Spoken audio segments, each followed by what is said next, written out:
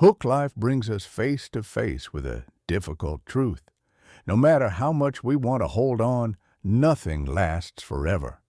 People enter our lives, they shape us, and sometimes they leave. And when they do, we're left with the heavy question, how do I let go? How do I stop caring so deeply for someone who no longer shares the same bond? Maybe you've asked yourself, can I really detach without losing a part of myself? This is where Stoicism offers clarity. Marcus Aurelius and the Stoics didn't teach us to run from our emotions or pretend they don't exist. Instead, they showed us how to face them with strength. Emotional detachment, in the Stoic sense, isn't about becoming cold or indifferent. It's about reclaiming your power so you can live with clarity and peace no matter what changes around you. Today on Sculpted Grace, we'll explore 12 Stoic lessons that can transform how you see relationships, setbacks, and emotional struggles. These are not abstract ideas. They are practical rules you can live by every single day. If you've ever found yourself holding on too tightly to someone or something, these lessons will help you loosen that grip and step into a steadier, stronger version of yourself. Lesson 1. Embrace the impermanence of life. Marcus Aurelius once wrote, "Everything we hear is an opinion, not a fact. Everything we see is a perspective, not the truth." In the same way, our attachment to people is often shaped by the stories we tell ourselves. We build a narrative that someone will always be by our side, that a friendship or relationship will remain unchanged. But Stoicism reminds us of something vital. All relationships are transient. This might sound harsh at first, but it's actually a path to freedom. Think of it like holding sand in your hand. The tighter you squeeze, the faster it slips through your fingers. Life works the same way. People leave through distance, drift, or death. When we accept this, we stop clinging, and instead we begin to appreciate every moment for what it is, temporary, precious, and fleeting. I've lived this lesson myself. A friendship I've valued for over a decade slowly dissolved. At first, I fought against it, trying to revive the bond we once had. But the more I resisted, the more pain I felt. Only when I accepted that the friendship had run its course did I find relief. Marcus Aurelius would have said the same. Acceptance of impermanence doesn't weaken us. It liberates us. When you learn to embrace impermanence, you suffer less when change inevitably comes. You stop expecting permanence where none exists, and you free yourself to live more fully in the present. Lesson 2. Master your emotions through rational thought. One of the biggest misconceptions about emotions is that they control us. We say things like, "I couldn't help it. I was just so angry," or "My sadness got the better of me." But the Stoics, especially Marcus Aurelius, challenged this belief. They taught that emotions don't arise out of events themselves, but from the way we interpret those events. Marcus put it simply, you have power over your mind, not outside events. Realize this, and you will find strength. What this means is that the storm inside you isn't caused by what someone said or did, but by the meaning you've attached to it. Emotional detachment starts here by realizing that your mind can govern your emotional state. Consider this example. You send a heartfelt message to someone close to you, and hours go by without a response. Instantly, your mind races. Did I say something wrong? Are they upset with me? Do they not care? Before long, you're anxious, frustrated, maybe even angry. But look closely. Is it their silence that caused your suffering or your interpretation of it? The fact is simple. They haven't replied. Everything else is a story you've told yourself. I once experienced this firsthand with a close friend. Their sudden silence left me spiraling, convinced I had damaged our friendship. But the reality? They were simply busy. My suffering wasn't from their actions, but from the story I invented. When I remembered Marcus's advice to focus on my own thoughts, not the outside event, I realized I had the power to stop feeding that storm. The Stoic practice is to question your thoughts instead of accepting them as truth. Emotions will always arise, but you decide whether to let them dominate you. By challenging your perceptions, you master your emotions. And when you master your emotions, you regain control of your peace. Lesson 3. Practice negative visualization. At first glance, the idea of deliberately imagining loss feels unsettling. Why would anyone want to rehearse losing someone they care about or picture life without something they love? But for the Stoics, this practice, known as premeditatio malorum, or the premeditation of evils, was one of the most powerful tools for emotional resilience. Marcus Aurelius and Seneca both encouraged reflecting on worst-case scenarios, not to become fearful or pessimistic, but to prepare the mind and lessen the sting of inevitable change. When you imagine loss ahead of time, you're not tempting fate. You're training your heart to accept life as it truly is, impermanent and ever-changing.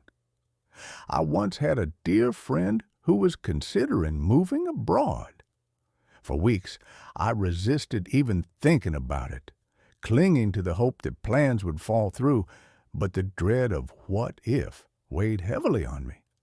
When I turned to Stoic wisdom, I practiced imagining what life might look like without them.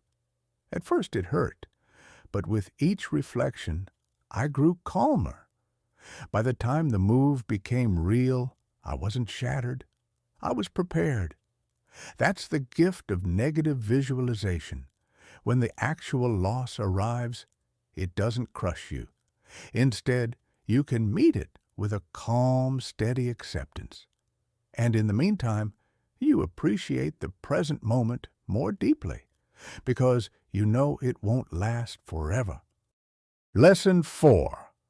Focus on what you can control. If there's one principle at the very core of Stoicism, it is this: separate what you can control from what you cannot.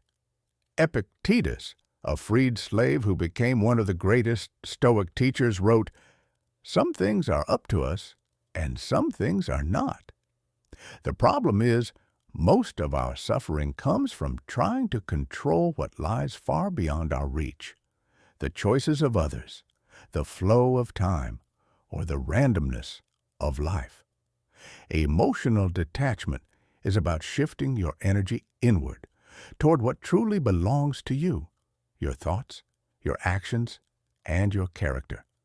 Imagine this scenario. You pour your heart into a relationship, yet the other person chooses to leave. Your instinct is to chase, to convince, to fight against their decision.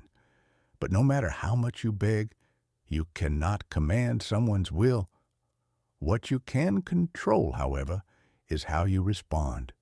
With dignity, with self-respect, with clarity. I've lived this lesson myself in the aftermath of a broken relationship. For months, I wasted energy wishing I could change the other person's heart. Only when I accepted Epictetus's wisdom, that their choices were outside my control, did I find relief. Instead of trying to bend the external world, I began reshaping my inner one, and in that moment, I realized that peace comes not from winning battles you cannot fight, but from focusing on the victories that are yours to claim: your discipline, your words, your actions, and your mindset. Lesson 5. Reframe adversity as opportunity. Marcus Aurelius left us one of the most empowering Stoic truths. The impediment to action advances action. What stands in the way becomes the way. To a Stoic, obstacles are not interruptions to your life's path. They are the path. Emotional detachment isn't about ignoring pain or pretending problems don't exist. It's about using adversity as raw material for growth. Think about fire. Throw wood onto it, and it doesn't shrink. It grows stronger. The Stoics believed we must train our minds to do the same.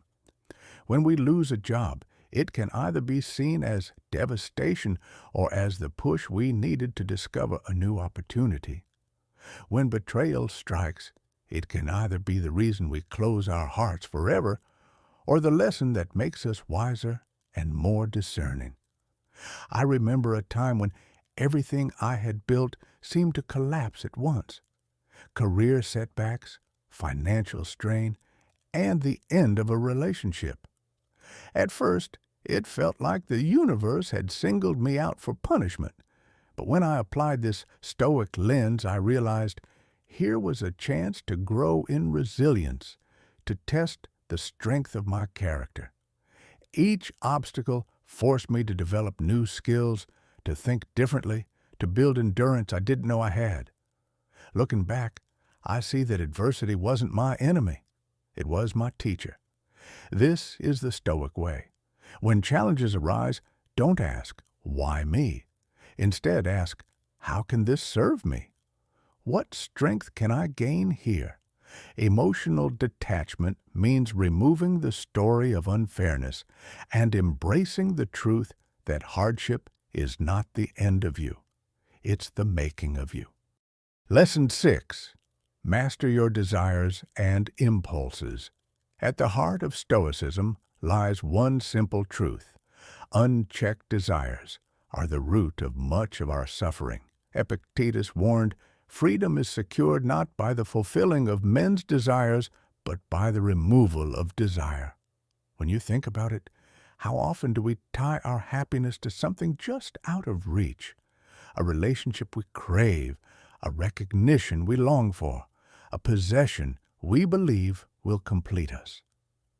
The Stoics taught that desire is like a flame. Feed it recklessly, and it consumes everything. Control it, and it becomes a steady light guiding your way. Emotional detachment means learning to stand back from your impulses, to pause before you let your cravings or longings dictate your peace. Imagine this. You're waiting on a message from someone you deeply care about. Each minute that ticks by without a reply fuels an itch of impatience. Your desire for validation begins to gnaw at you. Hours pass, and suddenly your happiness is hostage to 3 little dots on a screen. Have they lost interest? Did you say something wrong? Notice what's really happening. Your desire, not their silence, is tormenting you. I once lived this cycle myself, constantly checking my phone, obsessing over whether someone had responded. I realized my peace was tied to a desire I couldn't control. It wasn't until I practiced Stoic detachment, reminding myself that my worth was not defined by someone else's attention, that I began to reclaim my freedom. The Stoic approach is not to suppress desire completely, but to discipline it. To desire less is to live more fully. When you anchor your happiness to virtue, to character, to actions within your control, no external delay or rejection can shake your equilibrium. You shift from being ruled by your impulses to ruling them.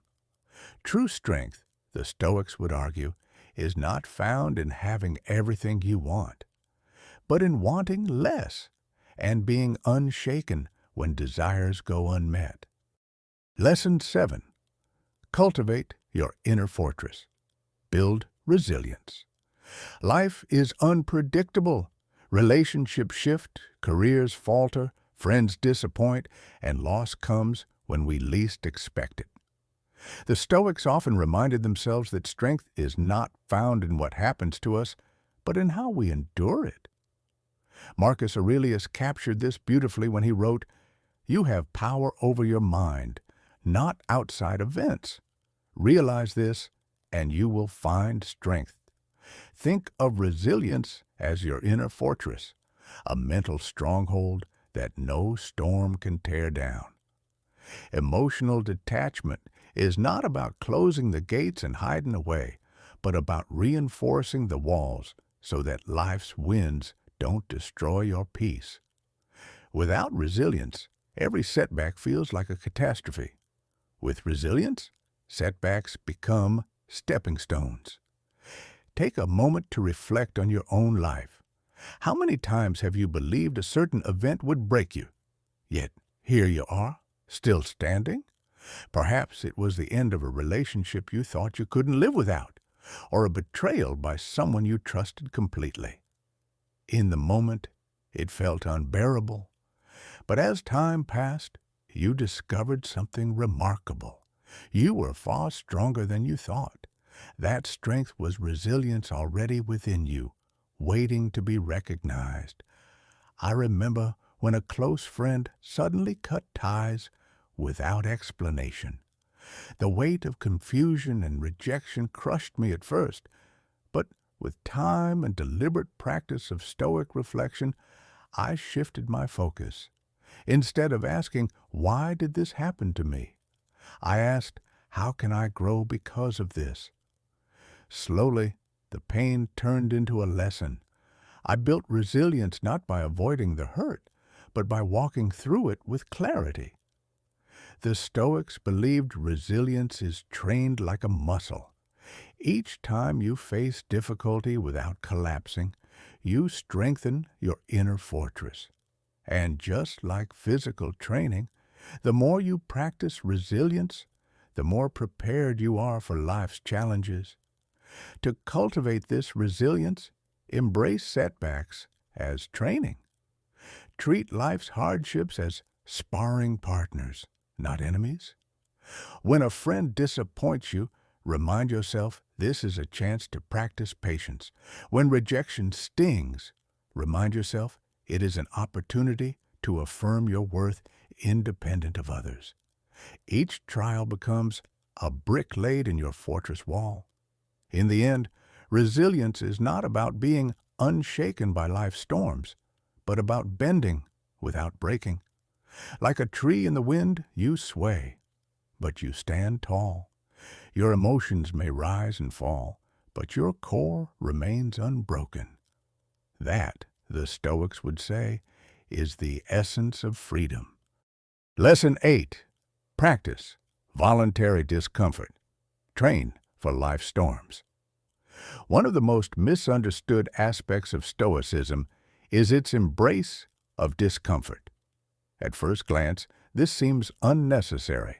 After all, why deliberately choose hardship when life already provides enough of it?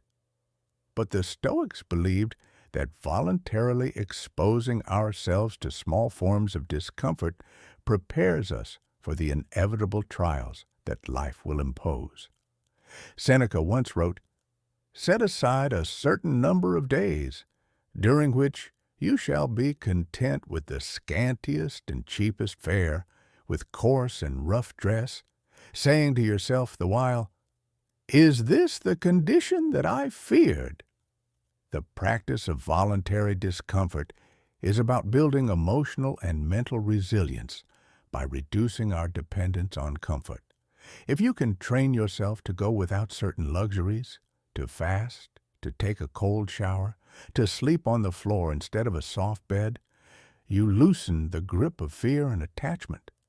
When life suddenly strips you of comfort, you won't collapse. Instead, you'll recognize that you've faced this before, and you can endure. Think about it this way. When we grow accustomed to abundance, even the smallest deprivation feels unbearable. Lose access to Wi-Fi for a day, and suddenly frustration arises. Skip one meal, and panic sets in. But when you've intentionally practiced going without, You build the confidence to say, I can handle this. I don't need everything to go my way to remain at peace. In my own life, I once experimented with this during a particularly challenging period. I deliberately stopped relying on certain comforts that I usually clung to, like always needing background music to focus or always having elaborate meals to feel satisfied.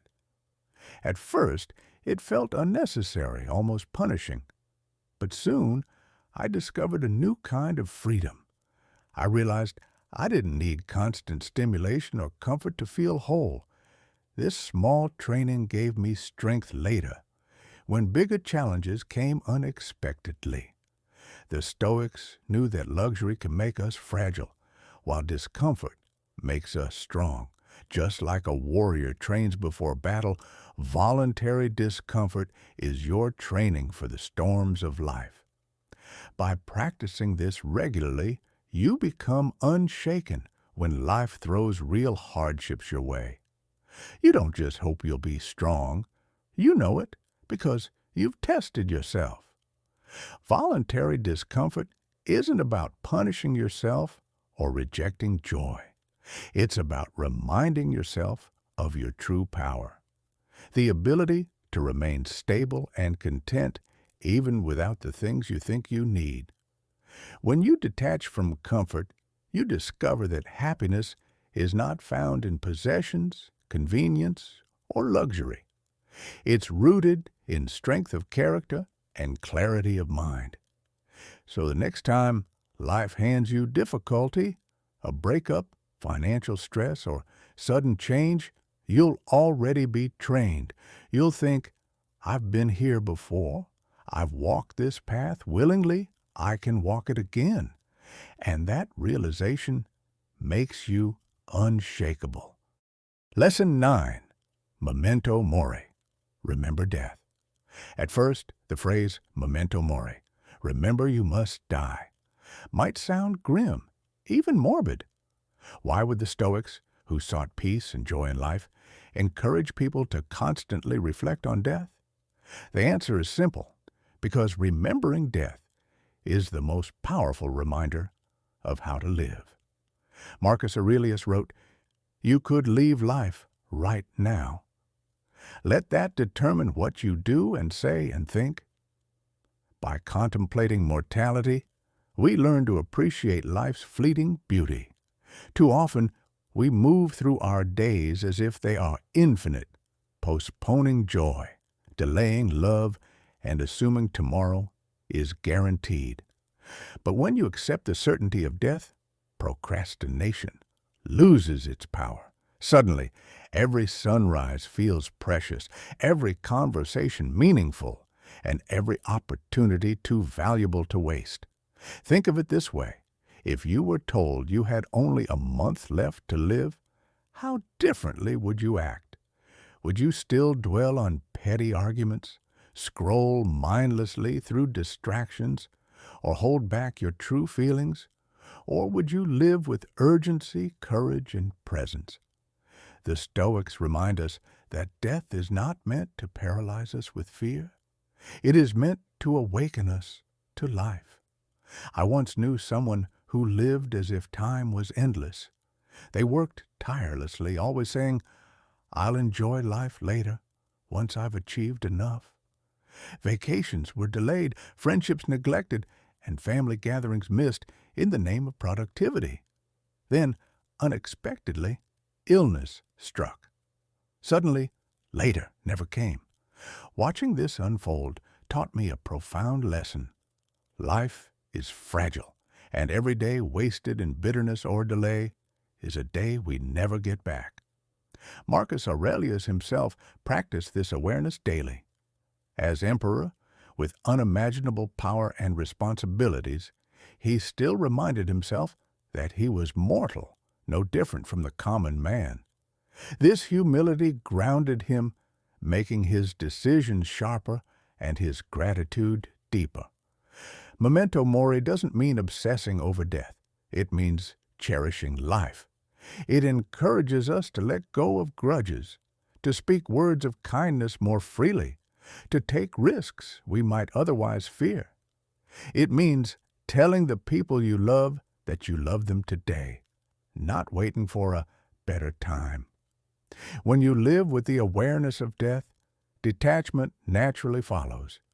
You stop clinging desperately to people, possessions, or status, because you know they too are temporary. Instead, you savor them for what they are, fleeting gifts along your journey. So remember, death is not the enemy of life. Forgetting death is, by keeping mortality close, you don't become darker, you become brighter. You learn to live fully, love deeply, and detach wisely. That is the gift of memento mori. Lesson 10. Amor fati. Love your fate. One of the most profound Stoic teachings comes from the concept of amor fati. Love your fate. At first glance, it may seem unrealistic, even impossible, to love life's hardships. Who could possibly embrace loss, betrayal, or failure with affection? Yet Marcus Aurelius and the Stoics believed that true freedom lies in accepting life exactly as it unfolds, not merely tolerating it, but actively embracing it. Life will inevitably throw challenges in your path. Plans will crumble, people will disappoint you, and circumstances will test your patience. Amor fati is the radical notion of not only accepting these events, but finding a way to love them, to see even obstacles as necessary and meaningful parts of your journey. Marcus Aurelius wrote, "Accept whatever comes to you, woven in the pattern of your destiny, for what could more aptly fit your needs?" This philosophy doesn't encourage passivity or resignation. It isn't about sitting idle and letting life push you around. Instead, it's about transforming perspective. Imagine you're stuck in traffic, late for an important meeting, and frustration builds. A typical reaction might be anger or resentment, but practicing amor fati shifts your mindset. This moment, however inconvenient, is part of your story. It's a chance to practice patience, to reflect, to breathe, and to reclaim your inner calm despite external circumstances. I recall a period in my life when a professional project I had poured months of effort into suddenly fell through. My initial reaction was despair and frustration, the kind that makes your stomach knot and your thoughts spin. But recalling Stoic wisdom, I asked myself, what is within my control? Could I change the outcome? Number. Could I choose my response? Absolutely. I began to see the setback as a lesson in resilience and a chance to sharpen my skills. By embracing the situation, I not only recovered, but grew stronger, more disciplined, and more capable. Amor fati is intimately linked with emotional detachment. When you love your fate, you stop clinging to life unfolding perfectly or as expected. You release the illusion that life should conform to your desires. Instead, you align yourself with reality, seeing every event, joyous or painful, as an opportunity to exercise virtue, wisdom, and strength. Marcus Aurelius would remind us, misfortune is not a punishment, but a tool. A harsh word from a friend, a failed plan, or a loss of opportunity can all be embraced as chances to refine character. Amor fati transforms suffering into growth, setbacks into guidance, and the unpredictable into a teacher. In practical terms, embracing your fate means greeting each day with acceptance. You wake up and think, whatever happens today, I will meet it with virtue, courage, and grace. You stop asking, why me? And start asking, how can I turn this moment into an opportunity? Over time, life's uncertainties no longer dominate your emotions. They become part of the rhythm of your existence, neither feared nor resented. The Stoics understood that control over external events is limited, but control over your internal response is absolute. Amor fati is the art of transforming your reality by changing how you perceive it. The more you practice, the more you live without resistance, without bitterness, and without regret. You begin to truly love your life in all its chaos, unpredictability, and impermanence. By embracing your fate, you achieve a rare form of freedom. You are no longer a prisoner of expectation. You don't suffer needlessly over what cannot be changed. Instead, you find serenity, purpose, and clarity. As Marcus Aurelius taught, a man's worth is no greater than the measure of his acceptance of life as it comes. Lesson 11. The discipline of action. Stoicism is not merely a philosophy of thought, it is a philosophy of action. Marcus Aurelius often reminded himself that knowledge without execution is meaningless. Understanding the principles of life, virtue, and emotional detachment is powerful. But the real transformation comes when we apply them consistently. Acting in alignment with Stoic principles is the bridge between knowing what is right and living a life of purpose. Too often, we find ourselves trapped in overthinking.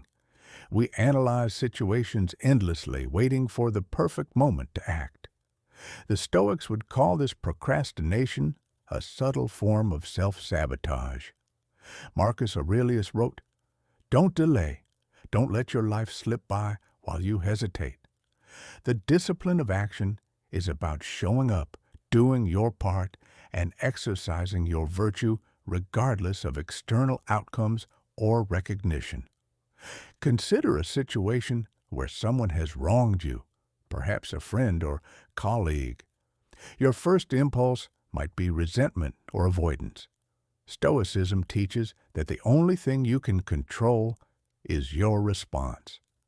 Action, guided by reason and virtue. Whether it's calmly addressing the situation, setting boundaries, or releasing resentment, is the only path forward. In my own life, I experienced conflict with a close friend. My initial instinct was to brood, replay conversations, and hope the situation resolved itself. But I realized that waiting or complaining would only prolong suffering. Instead, I chose to act thoughtfully. I reached out, expressed my feelings calmly, and allowed space for understanding. The result wasn't perfect, but my own peace of mind was restored. Action in Stoicism is never about reactionary behavior. It's deliberate, disciplined, and grounded in principle. Every choice becomes an opportunity to exercise virtue, whether it's patience, courage, justice, or wisdom. You may face situations where the outcomes are uncertain or unfavorable. Yet the Stoics remind us that the quality of our actions matters more than external validation. By consistently acting with integrity and purpose, you cultivate resilience, character, and trust in yourself. The discipline of action also intersects with emotional detachment. By committing to purposeful action rather than passive reaction, you reclaim agency over your life. You are no longer a slave to circumstances or the whims of others. Instead, your energy is invested in what you can influence, your own conduct, decisions, and mindset. This focus is liberating. You begin to notice that while life's uncertainties remain, your responses are increasingly grounded, intentional, and constructive. Marcus Aurelius would often reflect on the impermanence of time and the futility of delay. Life is fleeting, and waiting for ideal conditions to act only wastes what little time we have. The discipline of action is about honoring that precious time. Each day becomes a practice, acting with purpose, embracing responsibility, and moving forward even when the path is unclear. In practical terms, this lesson can be applied to relationships, work, personal development, and daily challenges. When you feel overwhelmed by emotional attachment or uncertainty, ask yourself, what is the next right action I can take that aligns with virtue and my values? Focus on that action and let go of outcomes beyond your control. Over time, this mindset transforms hesitation into confidence, fear into clarity, and distraction into purposeful effort. By internalizing the discipline of action, you live not in theory, but in reality. You embody Stoicism through daily choices, building a life of integrity, resilience, and inner peace. As Marcus Aurelius wrote, waste no more time arguing about what a good man should be. Be one. Lesson 12. Finding Inner Freedom. Stoicism ultimately teaches us that true freedom is not found in external circumstances, but within the mind. Marcus Aurelius often reflected on the idea that while we cannot control the world, we can control our judgments, reactions, and desires. Emotional detachment, resilience, and virtuous action all lead toward this ultimate goal: inner freedom. Inner freedom is the liberation from being controlled by others' opinions, by fleeting desires, or by circumstances beyond our control. It is the ability to remain composed in the face of loss, criticism, or uncertainty. The Stoics believed that most human suffering arises from trying to hold on to what is inherently impermanent: wealth, status, relationships, or approval, rather than accepting life as it unfolds. By practicing detachment, cultivating rational thought, and embracing the discipline of action, we free ourselves from the chains of expectation and dependency. Consider a scenario in which you are deeply affected by someone else's opinion of you, a friend, colleague, or family member. The natural human reaction might be to seek validation, to adjust your behavior, or to feel hurt when their approval is absent. Stoicism teaches that this is a misplacement of control. Marcus Aurelius reminds us, if you are pained by external things, it is not they that disturb you, but your own judgment of them. By shifting focus inward, you reclaim your autonomy. You decide how you interpret events, and in doing so, you gain freedom from external influence. Inner freedom also emerges from detachment from unfulfilled desires.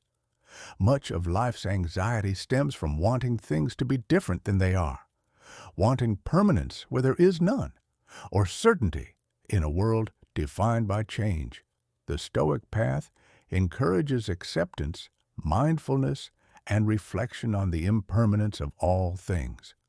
By acknowledging the transient nature of life, you stop resisting reality and start acting in harmony with it. In my own experience, practicing this perspective helped me navigate heartbreak and professional setbacks. Rather than being consumed by frustration or loss, I focused on what I could control: my actions, my thoughts, and my attitude, and discovered a profound sense of calm even amidst turbulence. Marcus Aurelius also emphasizes that inner freedom is a daily practice, not a final destination. Each day presents moments where attachments, impulses, or reactive emotions challenge your equanimity. The Stoic approach is to treat these moments as opportunities to exercise judgment, self-discipline, and reason.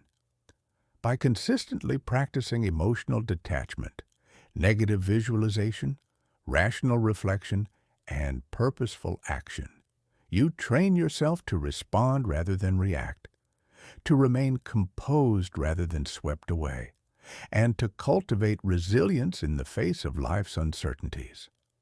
Practically, finding inner freedom can transform every aspect of your life. In relationships, It allows you to love without clinging and to support others without losing yourself. In work, it helps you pursue excellence without becoming enslaved to outcomes or recognition. In daily life, it nurtures contentment and gratitude because your peace is no longer dependent on external conditions, but anchored in your own mind. Ultimately, Stoicism teaches that the highest form of freedom is self-mastery. By governing your thoughts, aligning your actions with virtue, and detaching from what you cannot control, you become resilient, grounded, and unshakable. Life will inevitably present challenges, disappointments, and losses. But with inner freedom, you face them with clarity, strength, and serenity. Marcus Aurelius reminds us, the happiness of your life depends upon the quality of your thoughts. Cultivate these thoughts, practice these principles, and you will discover the profound liberty that Stoics have revered for centuries. Closing thoughts. These 12 Stoic lessons, embracing impermanence, mastering emotions, practicing negative visualization, focusing on what you can control, accepting reality, reflecting on the bigger picture, cultivating gratitude, practicing mindfulness, exercising discipline, facing weaknesses, embracing purposeful action, and finding inner freedom, provide a roadmap for emotional resilience, self-mastery, and a meaningful life. At Sculpted Grace, we believe Stoicism isn't just philosophy. It's a practical guide for living with clarity, purpose, and serenity. When you apply these lessons consistently, you discover a life where challenges become opportunities, losses become growth, and your inner world becomes a sanctuary of strength and peace. Remember, emotional detachment is not about shutting off your heart. It's about freeing it from unnecessary suffering. Each lesson builds on the next, creating a resilient mindset that empowers you to navigate relationships, setbacks, and life's uncertainties with composure and wisdom. Start today. Reflect on these lessons, practice them deliberately, and observe how your perspective transforms. Life will always change. People come and go, situations shift, and time moves forward. But with Stoic wisdom guiding you, your inner life remains steady, your mind remains free, and your spirit remains unshaken. Stay strong, stay grounded, and continue walking the path of virtue. Sculpted Grace will be here with you every step of the way.